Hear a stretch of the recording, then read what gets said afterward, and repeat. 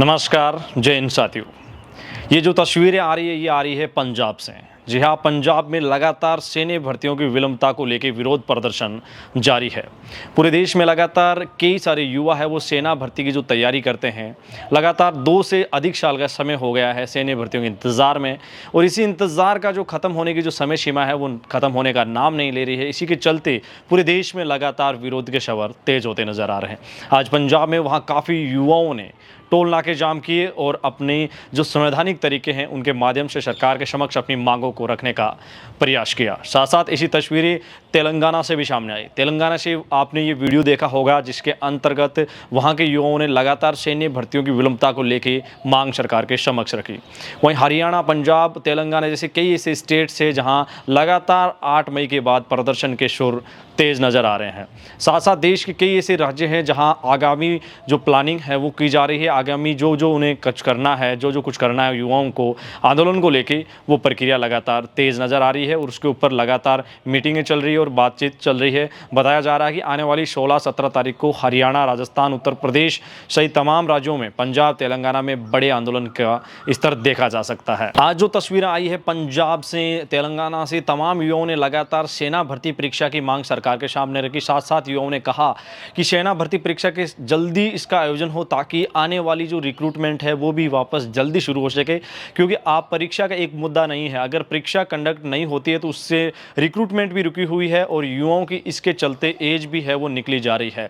राजस्थान के अगर झुंझुनू यारों की बात करें तो कई वहाँ से युवा ऐसे हैं, 90% युवा ऐसे हैं जिन्होंने अभी तक किसी भी प्रकार की रैली रिक्रूटमेंट में भाग नहीं लिया है। 3 साल से वहाँ लगातार रैली भर्तियाँ कंडक्ट नहीं हो रही, इसके चलते युवा बेहद ज़्यादा निराश है, परेशान है। वहीं दूसरी ओर जो तमाम जो स्टेट्स में प्रोटेस्ट चल रहे हैं, सबके एक ही मुद्दे है कि आखिरकार इन भर्तियों की जो पहली प्रक्रिया उसको शुरू किया जाए। जैसे एयरपोर्ट्स की बात करें तो इनरोलमेंट और रिजल्ट की प्रक्रिया को जल्दी शुरू करें उस प्रक्रिया को, क्योंकि उसके पश्चात युवाओं को वापस आगामी भर्तियों में भी भाग लेना है। अगर ये प्रक्रिया पहले नहीं हो पाती है तो वहाँ आने वाली भर्तियों का जो एग्ज़ाम शेड्यूल्स है या नई भर्तियाँ खुलने की संभावना है वो बेहद कम हो जाती है, क्योंकि पहले की भर्ती की जो प्रक्रिया है वो संपन्न होनी ज़रूरी है। साथ साथ नेवी की भर्तियां जो कहीं ना कहीं एक तरीके से अभी कंडक्ट हो रही है, लेकिन युवाओं की मांग है कि सरकार इसमें भी थोड़ा बहुत चेंज करे और सभी युवा जो 60% या जो भी आप परसेंटेज बेस आधार बनाए उसके अंदर देश के तमाम युवाओं को मौका दे, ताकि कहीं ना कहीं जो आपके सैन्य भर्तियों में जाने का युवा को जुनून है जो युवाओं का, उसके लिए, उस जुनून के लिए युवाओं को कम से कम एक मौका तो मिले। साथियों, सबसे इंपॉर्टेंट यहाँ आपको एक बात ध्यान रखने योग्य ये है कि आपको सोशल मीडिया पर अगर आपके आंदोलन या किसी भी बात को लेकर किसी भी प्रकार की कंट्रोवर्सी होती है तो उसमें आपको बिल्कुल भी भाग नहीं लेना है और उससे आपको डिमोटिवेट होने की भी ज़रूरत नहीं है, क्योंकि सोशल मीडिया है, यहाँ हर प्रकार के एंगल्स, हर प्रकार के विजुअल आपको देखने को मिलेंगे। यहाँ विशेष तौर पे ध्यान रखना है कि आप अपने स्तर पे, चाहे घर के स्तर पे अगर अपना प्रोटेस्ट करते हैं तो भी आपको करना चाहिए, चाहे सोशल मीडिया के माध्यम से सरकार के समक्ष अपने दर्द को बयान करना चाहते हैं तो वो भी आपको करना चाहिए, क्योंकि ऐसा करने से सरकार के समक्ष आप जितना अपने हकों की लड़ाई लड़ सकते हैं, कहीं ना कहीं वो चीज़ें उनके सामने जा सकती है। क्योंकि साथ साथ आपको विशेष तौर पे ध्यान ये रखना है कि आने वाले दिनों में कई सारे साथी लगातार मैसेज करते हैं कि सर अब हमें तुरंत ये कर देना चाहिए। देखिए, तमाम जो समितियां होती है या कोई भी होता है, कोई भी एसोसिएशन होता है, इन सभी को हम इनपुट भेजते हैं तो सब उसके ऊपर निर्णय करते हैं।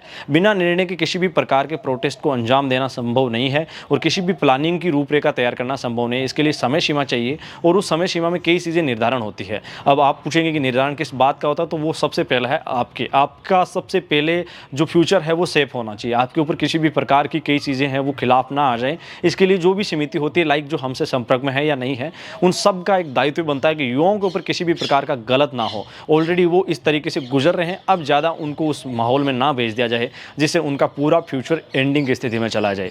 तो सौभाग्य की एक बात यह है कि आपको निरंतर अपने स्तर पर जो आप प्रोटेस्ट कर सकते हैं, सरकार के सामने मांग रख सकते हैं, वो आपको रखनी चाहिए, कोशिश करनी चाहिए। इसके साथ साथ देश में तमाम जिस भी जगह से किसी भी प्रकार के प्रोटेस्ट की अगर आपको विजुअल हमारे चैनल के माध्यम से अगर आप रखना चाहते हैं तो आपके लिए बिल्कुल खुला मंच है। आप अपनी आवाज़ को इस चैनल के माध्यम से हम तक पहुंचा सकते हैं। हम आपकी आवाज़ को ऊपरी स्तर तक पहुंचाने का निरंतर निरंतर प्रयास करते हैं। साथ साथ कई सारे साथियों से निवेदन रहेगा कि जो member of parliament, member of legislative असेंबलियों की जो भी जितने भी मेंबर्स हैं उनके अगर नज़दीक हैं तो उनसे आप ज़रूर रक्षा मंत्री, पीएमओ, जो भी एमओडी है, तमाम संस्थाओं को लेटर भिजवाने की कोशिश करें, प्रयास करें, क्योंकि हमें सिर्फ प्रयास और संघर्ष करना हमारे हाथ में है। बाकी सारा का सारा जो प्रोसीजर्स है वो आपको पता है भारत सरकार के हाथ में है। साथियों, इस वीडियो से रिलेटेड किसी भी प्रकार के सुझाव हो हमें कमेंट सेक्शन, इंस्टाग्राम हैंडल या मेल के माध्यम से ज़रूर भेजें। आपको सुझावों को हमेशा हम सैन्य, डिफेंस मामलों के जानकारों के साथ साझा करके उस पर सटीक सही जानकारी वापस आप तक पहुंचाने का मैं निरंतर प्रयास करता हूं। एडी आर्मी पॉइंट परिवार का अगर आप सदस्य नहीं हैं तो इस परिवार का सदस्य जरूर बनिए। अपने मेजबान धनेश को दीजिए इजाजत। आप देख रहे थे एडी आर्मी पॉइंट। इस वीडियो से रिलेटेड किसी भी प्रकार के आपके सुझाव है, उन सुझावों को मुझे निरंतर इंतजार रहेगा। धन्यवाद वीडियो के अंत तक बने रहने के लिए। मिलेंगे एक और ताज़ा सटीक विश्लेषण भरी वीडियो के साथ। तब तक के लिए जय हिंद, जय भारत, धन्यवाद।